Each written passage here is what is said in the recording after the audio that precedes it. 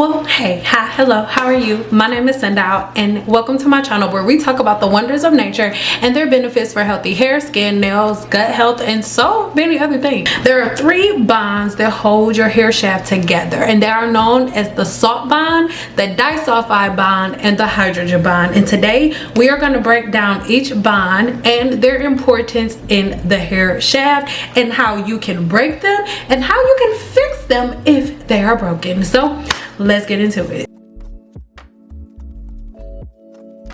Before we get started, make sure you go ahead and subscribe here to my channel and then click on that bell notification so you're notified every single time I post another video. Okay. If you are OG to my channel, welcome. I love you. I appreciate you. And if you are new here, hey, hello. Listen, this is your first time hearing this, but for all of my OGs, please bear with me. I know you've heard me talk about this so many times before, but there are so many new people here and they have no idea. So let's break down the hydrogen bond for them. Okay. These three bonds, two are temporary bonds and one is a permanent bond, right? So let's talk about the temporary bonds and end with the permanent bond. The first temporary bond is the one most common, which is the hydrogen bond. The hydrogen bond is the temporary bond within the hair shaft that is broken by water. Hair shaft is made of something called keratin, and there are two stages that the hair shaft lives in. One stage is alpha keratin and one stage is beta keratin. Alpha keratin is the stage that your hair is in when the hydrogen bond is broken. When the hydrogen bond is broken and your hair is in its natural state when it is wet, this is whether your hair is naturally straight, curly, or wavy. This is for everybody, right? Everybody, all races, right? So when your hair is wet, that is your hair in alpha keratin, all right? And your hair in beta keratin is the new state that you set your hair in when it is dry until the hydrogen bond is broken again, taking the hair back to alpha keratin. Let me know if that makes sense. Say it with me in the comments. Alpha keratin is your hair when it is wet, when the hydrogen bond is broken.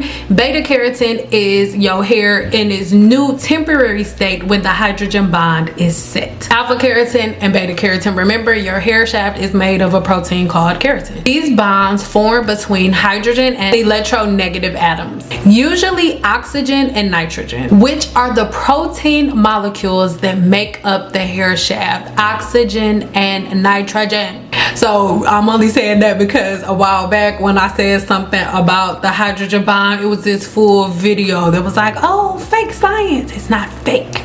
That's what the hair shaft is made of. Hair proteins primarily consist of long chains of amino acids. This is why I'm always telling you guys about this ebook here, because in this ebook it tells you all about the names of every amino acid that makes up your hair shaft and what fruits and vegetables and what different things you can do to power up and feed those amino acids within the body for the anagen phase of the hair growth cycle. Hydrogen bonds occur between different points of the protein chain, where hydrogen atoms are attracted to nitrogen or nitrogen atoms. I know it's sciencey, but I don't know how else to say this. And remember, these bonds are relatively weak and can easily be broken by water from the atmosphere or from a water bottle.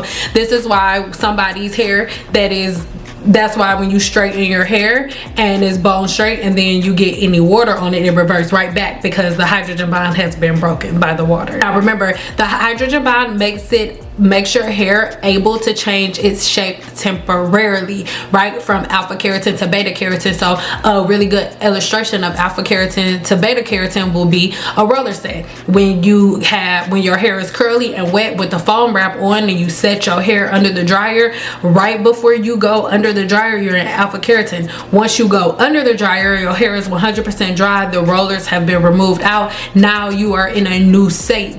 Now your hair has been set in a new state with the hydrogen bond, and now you're in beta keratin, and thus gives you the hydrogen bond being set. Let's move along to the salt bond. Now the salt bonds are known as ionic bonds, and this is another type of bond that influences the structure of the human hair shaft. They form between positive and negative amino acid groups. This all takes place within the protein molecule of the hair shaft. This goes in, the salt bond goes into the strength and the elasticity of your hair. If your hair is weak and really prone to breakage, then most likely your salt bond is weak. While it's way weaker than the disulfide bond, it plays a crucial role in maintaining the shape and the structure of the hair shaft. So this is if you are a person who hasn't had any chemicals on your hair, but you're noticing your curl pattern changing, that is because the salt bond in your hair shaft is somehow damaged and weakened. All right, it's not just heat that can damage the bonds. The heat is dealing with the disulfide bond. We haven't gotten there yet, right? But there are so many different things that can cause damage to the hair shaft and to your curl pattern or to your hair's texture in general by damaging the salt bond within the hair. The influence on hairstyling and hairstyling products are one of the leading causes for the breakdown and the deterioration of the salt bond within the hair shaft, because the salt bond is dependent on your hair and your scalp's natural pH level.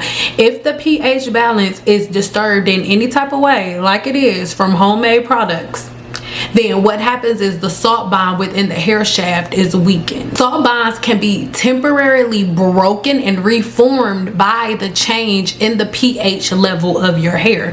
So that is why, for example, when you get a relaxer and you go back to neutralize, we're neutralizing and we're dealing with all bonds, not just the disulfide bond. When we're dealing with the pH level of your hair, balancing the pH of your hair, we're talking about the salt bond in the hair shaft. This is why the pH level of different hair products like shampoos and conditioners can affect the manageability of your hair. That's why sometimes you'll use a shampoo or a conditioner and you'll feel like after it's been rinsed out, after your hair has been styled, you feel like your hair feels weird, and that is because that product's pH level didn't match with your hair, or if you mix other products within that product, you messed up the pH level of that product, and long term it had bad effects on your hair, or you overused a product. By you overusing products like Olaplex is a molecule, so if you overuse Olaplex, then you give the pH level an imbalance, which in return will have a negative effect. And that's not just for Olaplex, that's for any product. If you overuse any product, the pH level on your hair shaft is imbalanced and you'll get a negative result. This is why a little bit goes a long way, and this is why you using made at home products or do-it-yourself products that are natural without additives and things of that nature, this is why it so drastically can mess up your hair long term and break those bonds, right? Every time you use products that do not have a balanced pH level, or if the pH level is drastically different from your body's natural pH, this is why you'll experience a lot of negative side effects from a lot of different hair products if it doesn't match your body's natural pH.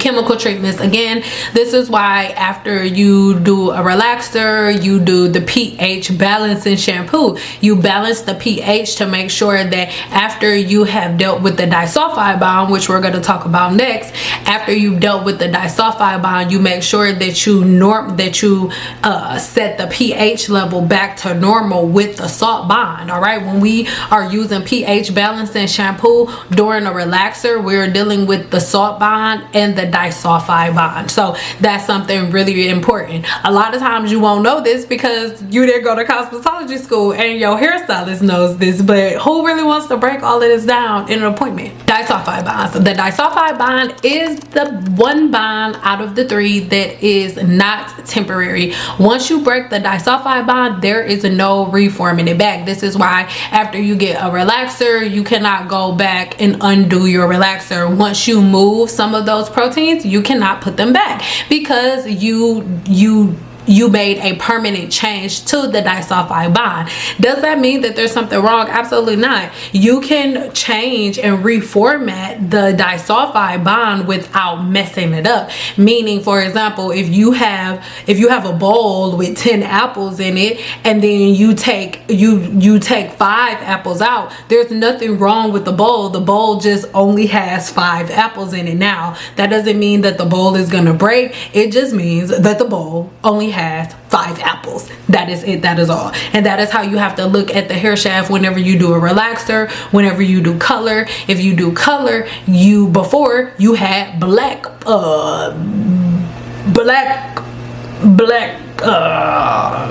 apples. I was gonna say black balls, Lord. Before, you had black apples in the box, and then you decided that you wanted to take some of the pigment off of the black apples, right? You just wanted to scratch some of the pigment off of the black apples. You want to take some of the melanin. You want to take all of the melanin off of the apples. The apples are still there. The apples are still in the bowl. The bowl is still intact, but now the apples no longer have melanin on them, right? So you just have to replace what the body is lacking from you taking away the melanin, but everything is still in place. The disulfide bond is the bond that is permanently broken. So the disulfide bond is the bond that I break if I want to relax your hair and take your hair from curly to straight, or if I want to perm your hair and take your hair from straight to curly, right? That's messing with the disulfide bond. Or if I want to color your hair, right, and take your hair from a dark black to a platinum blonde, that's the disulfide bond. These are all different things that we do when we're breaking the disulfide bond in the hair. Disulfide bonds are strong covert chemical bonds within the hair shaft. These form between 2 sulfur to sulfur atoms. These are sulfur atoms that form between 2 separate cysteine atoms. Cysteine amino acid. Cysteine amino acid within a protein molecule. These bonds are relatively stronger than other bonds like the hydrogen bond and the salt bond. Now, disulfide bonds are so important as it pertains to the structure of the hair shaft because they hold the protein structure that is your hair intact. They help to hold the hair's protein chain, keratin, intact, providing strength and stability to the hair shaft. Remember, this bond is not broken by a change in pH or by the hydrogen bond being broken by water or moisture or anything like that. The fact that they can't be changed and easily shaken and moved like that and unstabilized, this is why they are responsible for your hair stability and your hair's long-term structure and stability. Chemical treatments like relaxers, perms, and different things like that, and over heat styling or purposely heat training the hair, this deals with the breaking and reforming of the disulfide bond within the hair shaft. By altering the disulfide bond, you can permanently change the color, shape, and texture of the hair. So let's get into a couple of things that can damage the bonds in the hair. It can be broken by an overabundance of moisture, like moisture overload, extremely high pH levels from you playing and mixing products and trying too many home-based products or too many highly acidic products like apple cider vinegar. Excessive washing, exposure to humidity, or heat styling tools can permanently change the structure if done wrong. Now, excessive washing does not mean washing your hair once a week. No, excessive washing means washing your hair 2 to 3 times a day, or washing your hair every single day. Washing your hair once a week is not excessive washing. That's normal washing.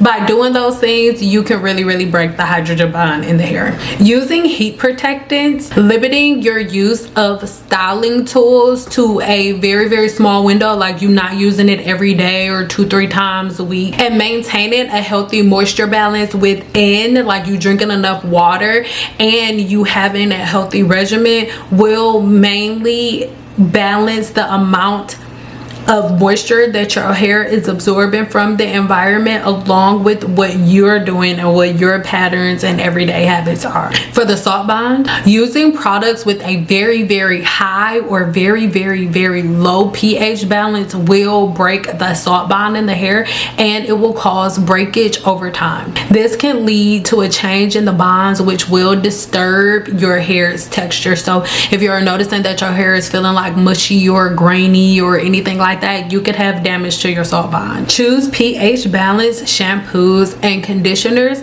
Make sure that they're done by professionals and not in somebody's kitchen, because it only takes one time to disrupt your pH level to a place where you have to start all over with your hair.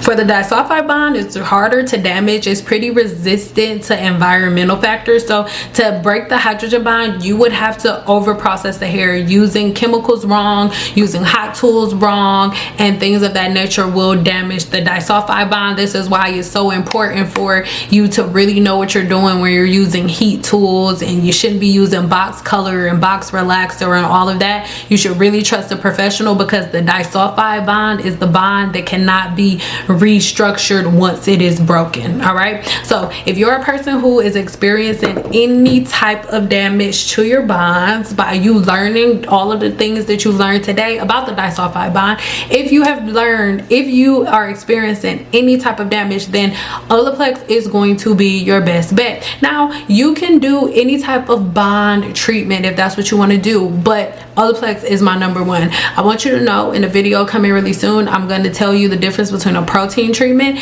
Well, I already have a video for that. In this video here, link in the description box below, I tell you guys the difference between a protein treatment and a bond reconstructive treatment. A protein treatment treats the cuticle of the hair shaft, whereas a bond treatment tackles the cortex of the hair shaft, and that is what we're dealing with when we are talking about the bonds. The bonds of the hair shaft do not live within the cuticle of the hair shaft, they live within the cortex, and you can only tackle bonds with bond treatments, not with protein treatments. They are very different. All right, Olaplex is not a protein. Olaplex is a bond reconstructive treatment. And I love Olaplex because if your salt bond or hydrogen bond or disulfide bond is damaged or somehow incomplete, the molecule that is Olaplex works within the hair shaft, penetrates it to link to and restructure damaged bonds within the hair shaft. So if your bonds are damaged, then Olaplex works to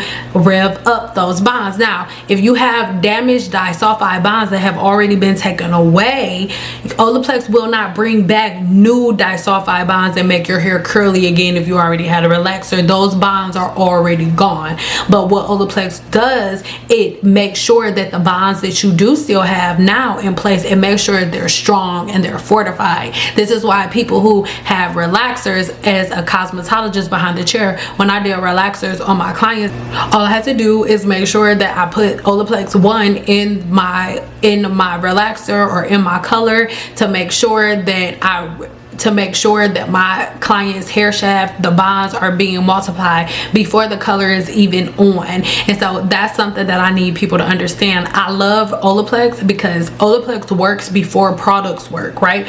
Like K19 and stuff like that is great. I mean, it's cool, whatever, it's cool, but K19 works once the damage is already done to help prepare it. But I love Olaplex because Olaplex's molecule works faster than the color does. So let's say you're lightening your hair or you're relaxing your hair. If you put Olaplex number 1 inside of your relaxer and you put the relaxer on your hair, the Olaplex molecule works faster at protecting the bonds than the relaxer works to remove the bonds. So the bonds are protected before they're removed. That's why I love Olaplex, right?